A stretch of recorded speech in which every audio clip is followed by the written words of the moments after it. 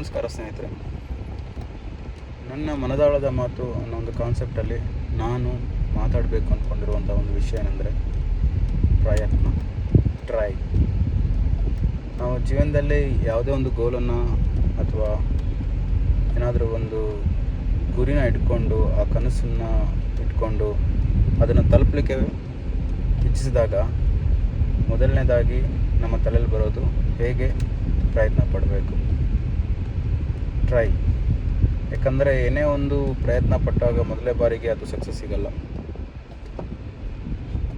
ಅದಕ್ಕೆ ಟೈಮ್ ತೊಗೊಳುತ್ತೆ.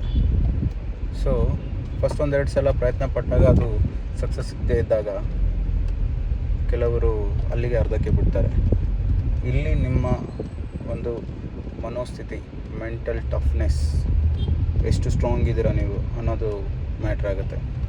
ತಲೆಯಲ್ಲಿ ಯಾವಾಗಲೂ ಒಂದು ಯೋಚನೆ ಮಾಡಬೇಕು, ತಲೆ ಇಟ್ಕೊಂಡಿರ್ಬೇಕು. ಏನಂದರೆ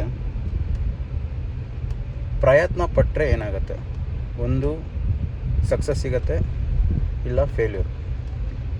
ಪ್ರಯತ್ನ ಪಡ್ದಲೇ ಇದ್ದರೆ ಫೇಲ್ಯೂರೇ. ಸೊ ಪ್ರಯತ್ನ ಪಡದೆ ಫೇಲ್ಯೂರ್ ಆಗೋದಕ್ಕಿಂತ ಪ್ರಯತ್ನ ಪಟ್ಟು ನೋಡೋಣ.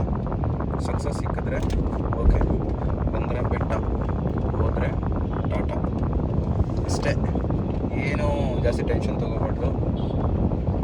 ಜೀವನದಲ್ಲಿ ನಾವು ಏನು ಅಂದ್ಕೊಳ್ತೀವಿ, ಏನು ಸಾಧನೆ ಮಾಡಬೇಕು ಅಂದ್ಕೊಳ್ತೀವಿ, ಅದಕ್ಕೆ ಅಚೀವ್ ಮಾಡೋವರೆಗೂ ನಾವು ಪ್ರಯತ್ನ ಪಡೋಣ.